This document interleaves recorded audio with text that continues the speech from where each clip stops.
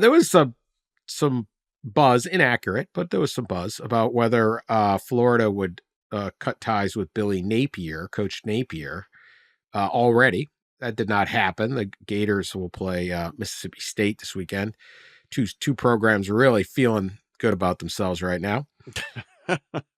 That's a sad game. It's a sad. Oh, it's very.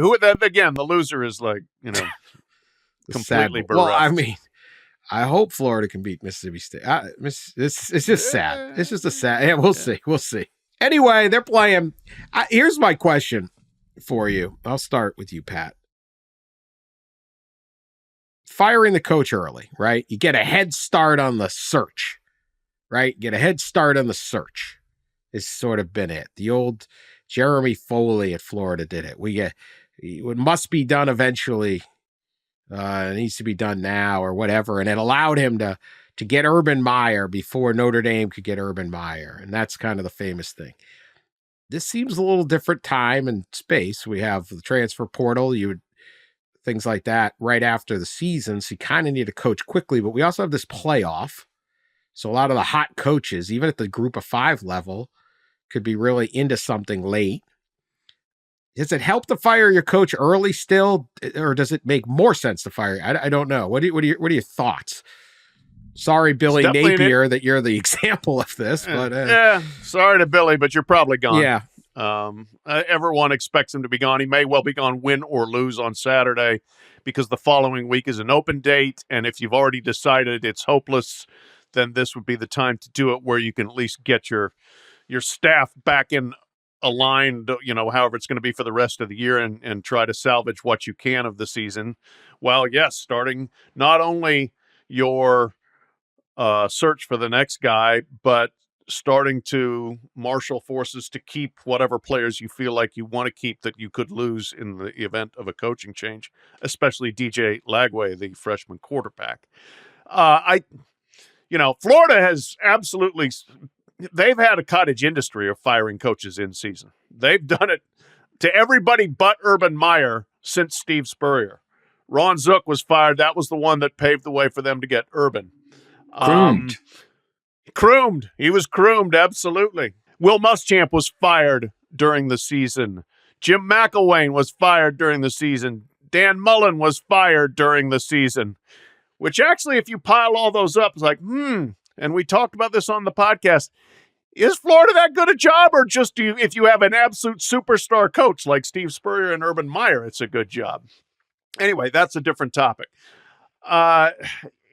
When things go bad at Florida, they go so bad so fast that it seems like there's no alternative, but we're firing somebody. And so this is now going to be Billy Napier's turn to be that guy. And, we can all speculate on who would be next. There's names that come up immediately that are within the same conference, the SEC, Lane Kiffin, Eli Drinkwitz. If you want to throw out others, that's fine too. But to your point, Dan, that's another interesting added dynamic to this. If Missouri and Mississippi are in the playoff, does that throw wrenches into any potential pursuit of them? You would hope that a coach would actually finish out a season that involves a playoff bid. But I ain't putting anything past anybody in this sport. Yeah, that's going to be fascinating with the expanded playoff and how it impacts the coaching cycle, because obviously I don't think maybe coaches bail on bowls to take jobs. I don't think coaches are going to be bailing on their team, bailing on a playoff game to take a Would you take a want job, a coach like that? Job. Like that? It seems like a disqualifying bit. Like, and we've seen before. We've seen coaches not get jobs because they didn't bail on a conference championship game. We saw that a couple years ago with Willie Fritz at Tulane in the Georgia Tech job. I think that sure seems like that he could have had that job perhaps if he would have not led or chosen to not lead his team into that AAC championship game that year. So we've seen that happen at the conference championship game level.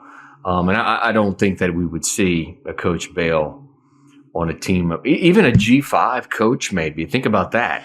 A group of 5 coach who may be in line for some kind of promotion to a power conference job gets the G5 playoff spot, the 12 seed, and has to play third week of December.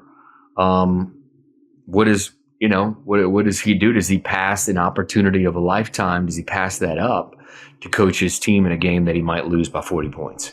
That's going to be one of the fascinating things. And there are G5 coaches out there. I think probably a job like Florida, I'm guessing probably wouldn't hire a G5 coach, but there's certainly jobs that could come open this year. I'm thinking of like Baylor, who probably would look at a G5 head coach. So it's going to be fascinating to see how the playoff and the expanded playoff does impact the coaching cycle. The name you're going to hear the most if and when Florida opens is Lane Kiffin.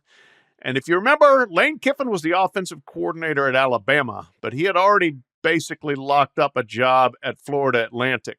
And Nick Saban was so underwhelmed with the job Lane Kiffin did in the playoff semifinal, preparing the Crimson Tide against Washington, that he kicked him to the curb, said, "Go ahead and go, Lane. We'll handle the championship game without you."